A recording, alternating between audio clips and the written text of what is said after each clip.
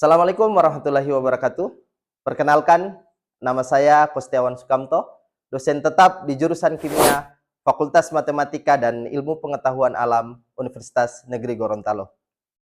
Pada kesempatan ini, saya ingin menunjukkan bagaimana proses pembelajaran pada salah satu pertemuan khususnya untuk mata kuliah Kimia Anorganik 1.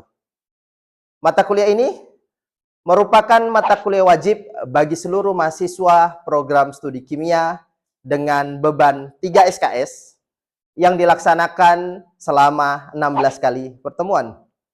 Pembelajaran dalam mata kuliah ini menggunakan pendekatan case-based learning, sehingga mahasiswa akan lebih banyak terlibat dalam memecahkan kasus yang berkaitan dengan topik-topik pembelajaran.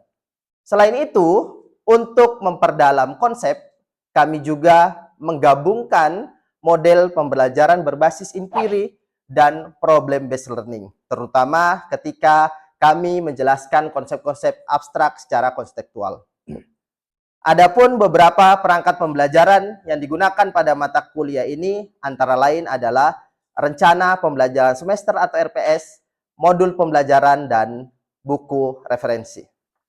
Untuk capaian pembelajaran lulusan atau CPL Prodi yang dibebankan pada mata kuliah ini, yaitu CPL 3, 4, 6, dan 11. Sebagaimana telah tertuang dalam rencana pembelajaran semester atau RPS yang telah divalidasi oleh ketua jurusan serta wakil dekan bidang akademik. Sementara itu, untuk CPMK terdiri dari 4 CPMK yang dijabarkan lebih lanjut menjadi 8 sub CPMK. Modul pembelajaran dirancang secara ringkas namun sistematis dan memuat langkah-langkah yang akan memandu mahasiswa dalam memahami konsep sekaligus memecahkan studi kasus yang diberikan. Selain itu, buku referensi digunakan juga. Di antaranya adalah Descriptive Inorganic Chemistry, yaitu pengarangnya Reiner, dan Inorganic Chemistry edisi kelima dari Atkins. Secara umum, mata kuliah Kimia Anorganik 1 ini membahas 2 aspek utama, yaitu struktur dan kereaktifan senyawa anorganik.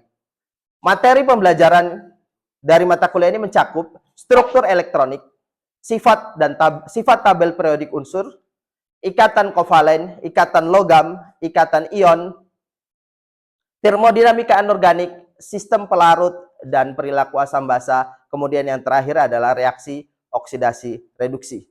Melalui mata kuliah ini, mahasiswa memiliki pemahaman yang komprehensif terhadap konsep dan teori struktur senyawa anorganik yang mencakup struktur atom, struktur padatan senyawa ion, struktur molekul sederhana, struktur molekul raksasa, dan struktur senyawa kompleks. Selain itu juga, mahasiswa diharapkan memiliki pemahaman tentang bagaimana jenis reaksi senyawa anorganik, baik dalam pelarut air maupun non-air, seperti reaksi pemindahan proton, pemindahan pasangan elektron, reaksi oksidasi reduksi, dan reaksi pada senyawa koordinasi. Untuk lebih jelasnya, mari kita simak bagaimana proses pembelajaran berlangsung di kelas. Assalamualaikum.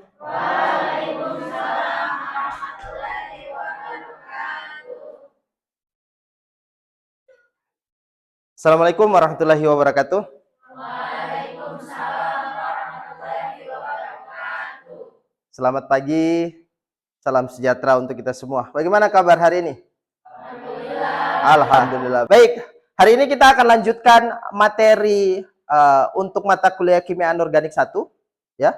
Tapi sebelum kita melangkah lebih jauh, yuk kita berdoa dulu agar pembelajaran kita hari ini lancar, kemudian ilmu yang kita dapat juga berkah. Mari berdoa menurut agama dan kepercayaan masing-masing. Berdoa dimulai. Berdoa selesai. Baik, ini saya lihat kayaknya tidak hadir semua ya. Kita absen dulu sebentar ya. Mana ketua kelas Galang? Berapa orang yang tidak hadir?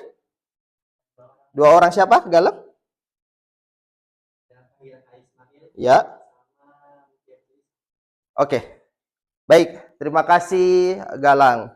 Baik, hari ini kita akan lanjutkan materi kita tentang oksidasi reduksi atau biasa kita kenal dengan redox, ya.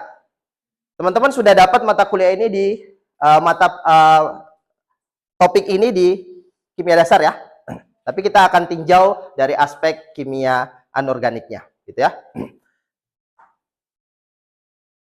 Sebelum kita lanjut ke materi, yuk, saya pengen tahu nih, ya, kira-kira masih ingat gak materi yang kemarin kita bahas apa? Ya, coba Fahmi. Jadi minggu kemarin kami belajar mengenai sistem pelarut dan perilaku asam basa. Nah, dalam sistem pelarut itu sangat penting karena pelarut memungkinkan zat terlarut berinteraksi dengan dan bereaksi. Nah, ada beberapa jenis pelarut seperti polar protik, dipolar aprotik, dan non-polar yang masing-masing mempengaruhi pelarutan dan reaksi secara berbeda. Nah, di perilaku asam basa dapat dijelaskan melalui beberapa teori. Selain itu, konsep asam basa keras dan lunak (ASAB) membantu menjelaskan stabilitas ikatan dan kecenderungan reaksi antar spesies kimia. Oke, kita berikan aplaus untuk Fahmi. Ya, terima kasih Fahmi. Baik, kita kemarin sudah belajar tentang sistem pelarut dan perilaku asam basa. Jadi pada hari ini kita akan lanjutkan dengan materi reaksi redox, ya. Jadi kalau kita lihat di sini, ya, apa sih keterkaitan materi sebelumnya dengan materi redox? Ya, di sistem pelarut itu adalah tempat berlangsungnya reaksi redox. Itu intinya, ya. Yang kedua, di situ ada peran H+ dan OH-. Peran H+ dan OH- ini biasanya kita gunakan di reaksi redox kalau H+ itu menunjukkan reaksinya pada kondisi asam dan OH- pada kondisi basah, ya. H+ dan OH- ini sering muncul sebagai hasil ataupun pereaksi untuk proses penyeimbangan reaksi. Dan yang terakhir, perlu teman-teman ingat, aplikasi daripada reaksi redox ini adalah keterkaitannya dengan proses elektrokimia, proses korosi, kemudian proses ekstraksi mineral yang kita akan bahas lebih lanjut di pertemuan selanjutnya. Baik, tujuan pembelajaran pada hari ini itu yang pertama adalah kita akan menentukan bilangan oksidasi daripada unsur, ya. Dengan apa? Berdasarkan tingkat elektronegatifan. Apa itu elektronegatif? Kemampuan untuk menarik elektron, benar, ya, kemampuan untuk menarik elektron. Berarti kalau dia semakin elektronegatif, semakin egois. Dia nggak mau memberi, dia maunya menerima, gitu ya konsepnya. Kemudian yang kedua, kita akan menuliskan dan menyetarakan reaksi redox dengan metode setengah reaksi, ya.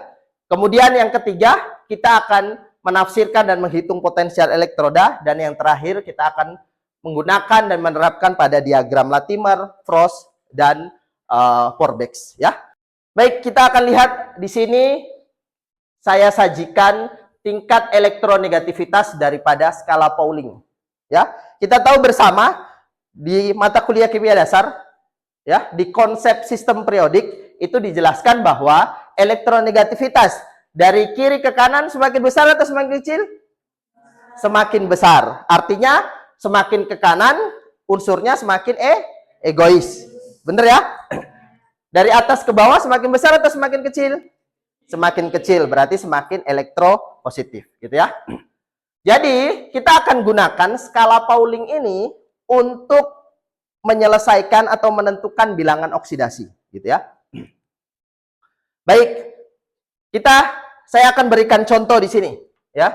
Di sini kita akan coba menentukan bilangan oksidasi menggunakan tingkat elektronegativitas. Teman-teman sudah tahu rules atau aturan bagaimana sih bilangan oksidasi, aturan-aturannya, ya. Kita akan coba tinjau dari elektronegativitas. Kita lihat di sini, ya. Di sini ada HNO3. HNO3, gitu ya. Pada HNO3 kita akan jabarkan dulu bagaimana kita mau melihat bilox H, bilox N dengan bilox O, ya. Kita akan buat dulu dalam struktur Lewis. Kalau kita lihat di sini, coba teman-teman lihat. Ya. Di sini mana yang lebih negativitasnya tinggi? Yang mana? Oksigen dong. Ya, berarti oksigen itu adalah yang paling egois. Dia nggak mau memberi, ya. Sedangkan yang paling elektropositif adalah hidrogen, ya. Jadi di sini, ya, nitrogen tangannya 5, ya, diserahkan 2 ke oksigen, ya. 2 ke oksigen yang di atas, 1 ke oksigen yang di samping, ya. Jadi melepaskan 5. Konsep di kimia kalau dia melepaskan itu positif, ya. Berarti biloxia nitrogen itu adalah 5 karena dia melepaskan 5. Sedangkan oksigen dapat berapa sih? 2 dari mana? Kita lihat, benar nggak 2? Yang di sini dapat 2 dari nitrogen. Yang di sini juga dapat 2 dari nitrogen. Yang ini dapat 1 dari nitrogen, yang ini dapat 1 dari hidrogen. Jadi biloxnya berapa? Minus 2 karena dia mendapatkan konsep kimia, ya. Sedangkan hidrogen melepaskan 1 elektron, gitu ya. Makanya dia plus 1, gitu ya. Itu untuk konsep daripada elektronegativitas. Mungkin ada yang mau ditanyakan, teman-teman? Saya, Pak. Bagaimana untuk kasus H2O2, Pak? Mengingat apa ya, atom oksigennya itu kan bersebelahan, Pak, yang di hidrogen peroksida ini. Jadi bagaimana terkait ikatan dan juga syarat terima elektronnya, Pak? Baik, untuk pertanyaan saudara Jikran, ya. Bagaimana untuk peroksida, gitu ya? Peroksida kita tahu rumus peroksida apa? H2O2, ya. Di sini mana yang elektronegatif? Oksigen, ya. Ini karena oksigennya ada 2 nih, berdekatan. Jadi kalau di struktur Lewis kan oksigen begini, ya. Tangan daripada hidrogen atau elektron valensi dari hidrogen itu adalah 1. Di sini 1. Ya, berarti kalau dia hidrogen ngasih 1, berarti tangan oksigen juga atau elektron valensi oksigen harus 1, gitu ya. Berarti dia 1 di sini. Ya, di sini juga 1. Kita tahu bahwa oksigen itu elektron valensinya berapa? 6. Ya. Elektron valensinya 6.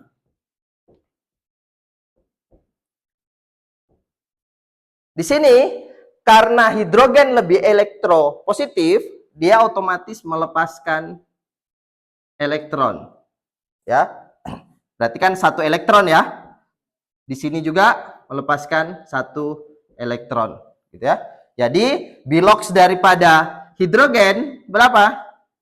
Plus 1 karena dia kehilangan 1 elektron, ya.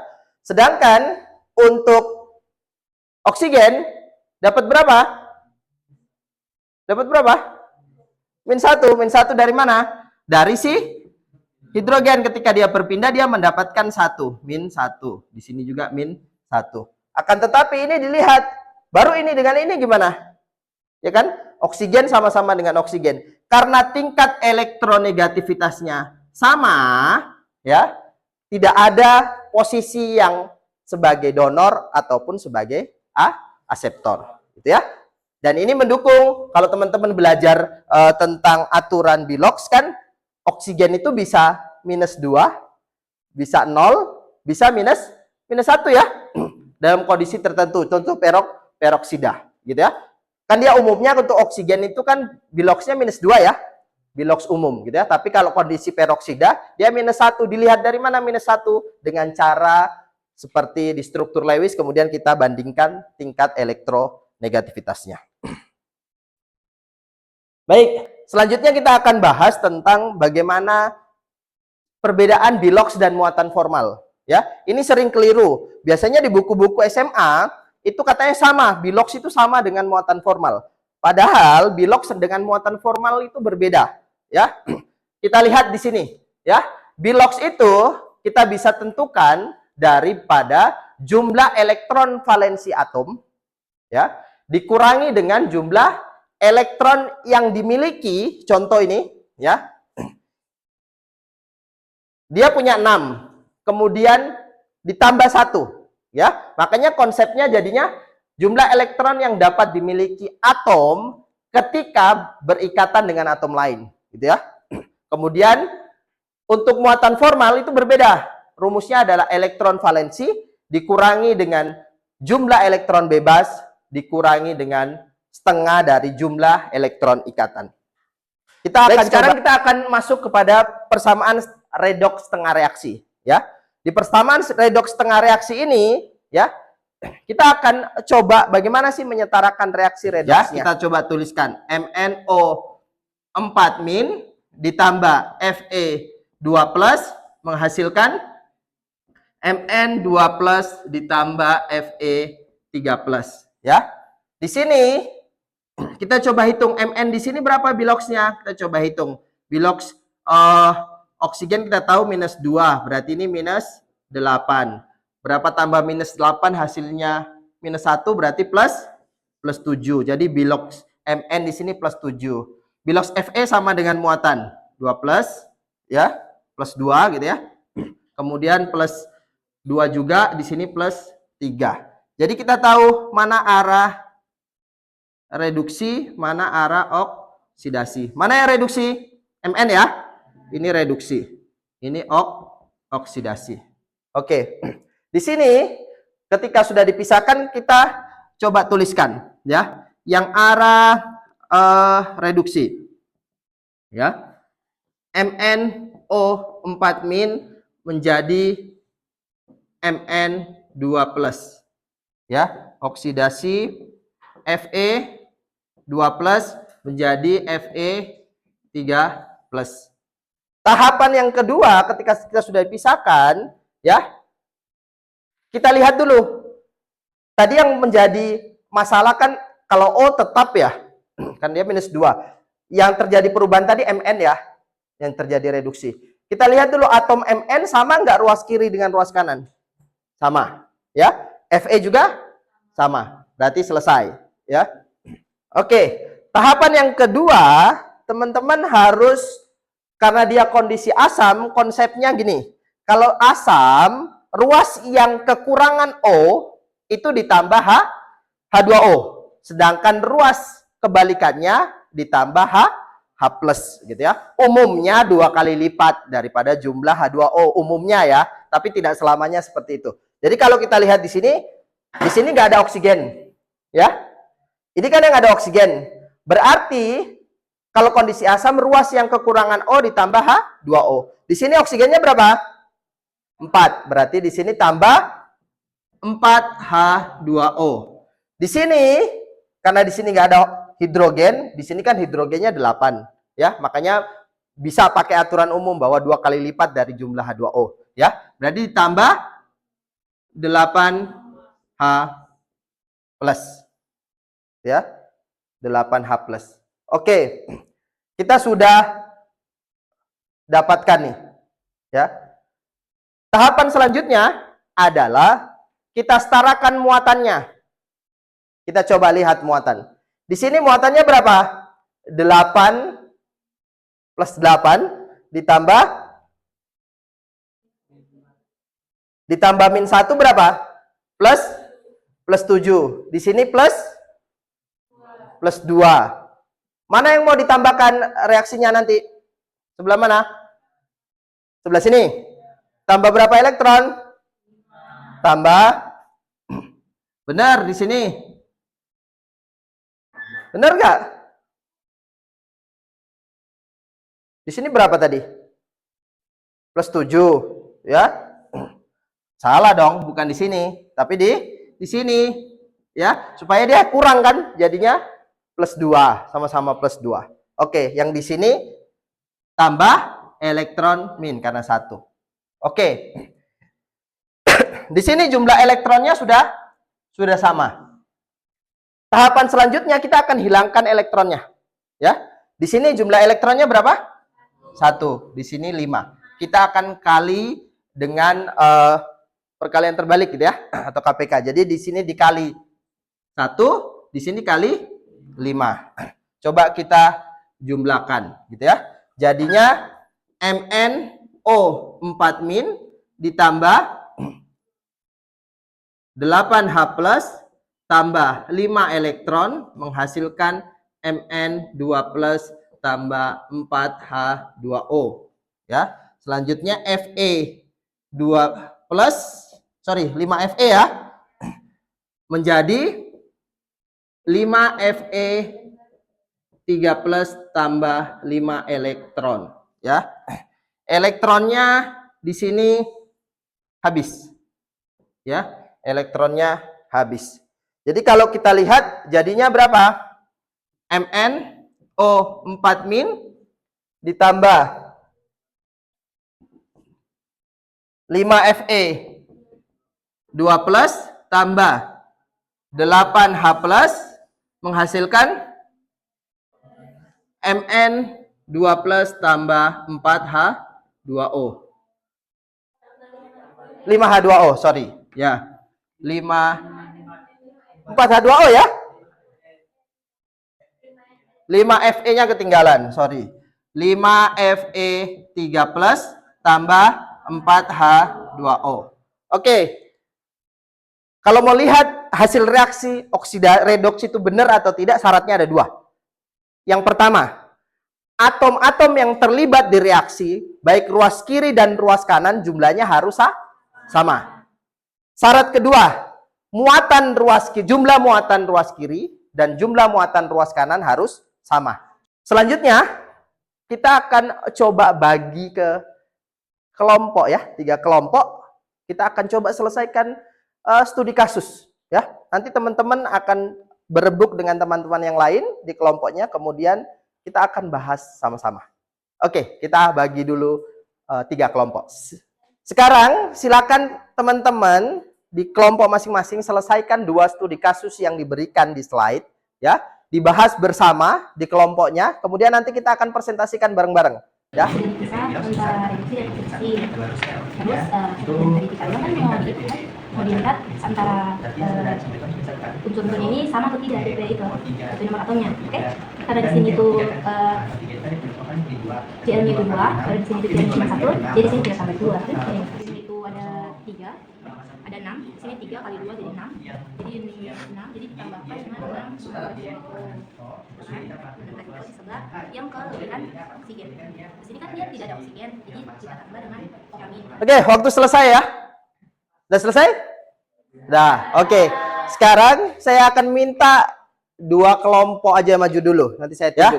Kelompoknya Galang dengan kelompoknya Rahmat. Ya, kelompoknya Wahdaniyah nanti bagian koreksi. Kita akan koreksi bareng-bareng. Oke, siap? Silakan.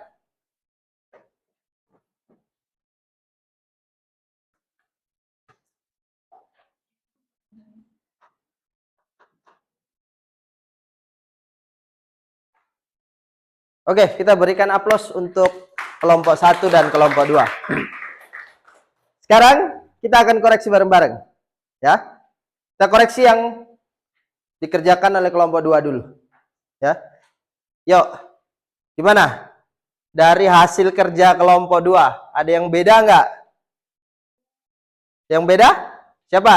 Oke, kelompok 3. Kami dari kelompok 3 mau mengoreksi jawaban dari kelompok 2 yang dalam itu di bagian saat penambahan H2O dengan OH- itu dari kelompoknya dalam ada kekeliruan di mana seharusnya kalau reaksi basa itu H2O-nya ditempatkan di ruas yang kelebihan atom O, sedangkan di sebaliknya ruas sebaliknya itu ditambahkan OH-.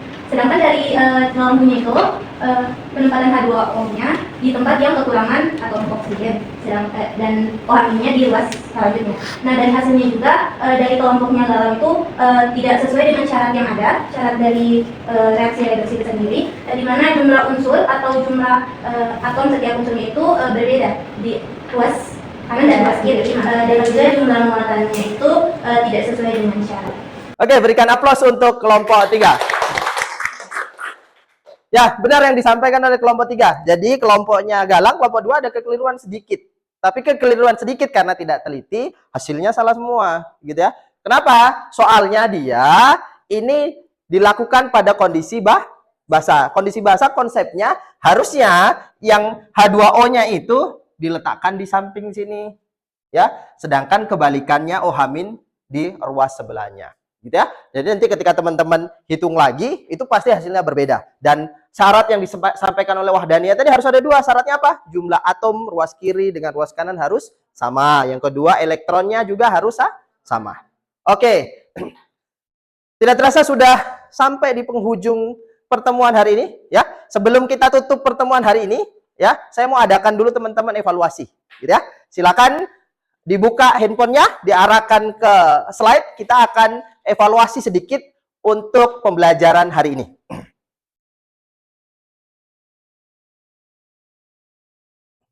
Silakan ya.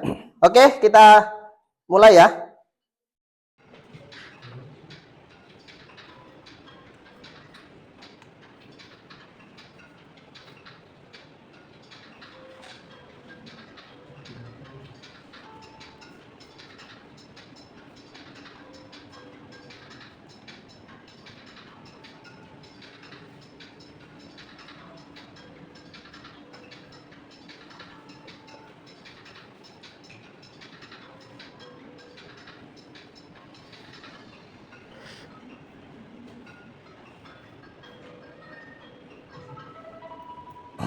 Yuk, kita lihat siapa yang peringkat pertama ya.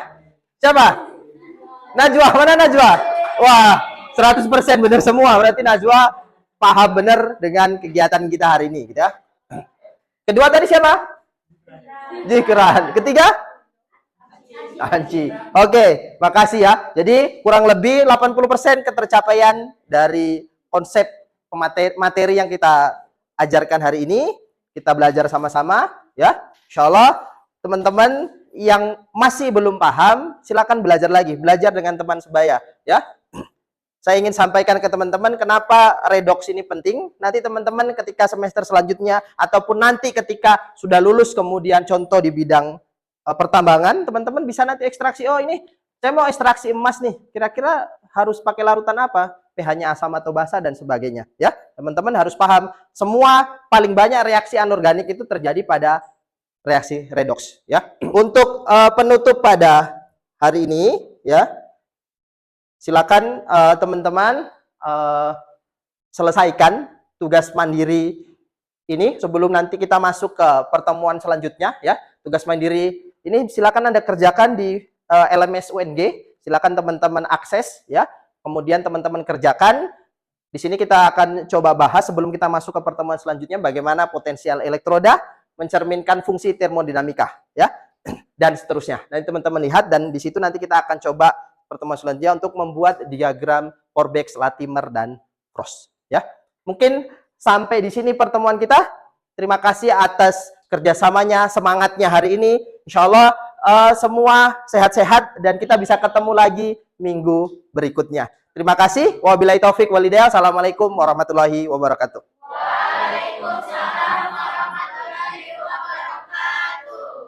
Sekian video rekaman proses pembelajaran untuk mata kuliah Kimia Anorganik 1 pada program studi kimia Universitas Negeri Gorontalo. Video ini digunakan sebagai salah satu syarat penyusunan dokumen pernyataan diri dosen dalam unjuk kerja Tridharma Perguruan Tinggi atau PDD UKT-PT. Semoga dengan adanya video ini bisa menjadi pertimbangan yang baik dalam proses penilaian sertifikasi dosen tahun 2025. Akhir kata, saya ucapkan terima kasih. Wabillahi taufik walhidayah. Assalamualaikum warahmatullahi wabarakatuh.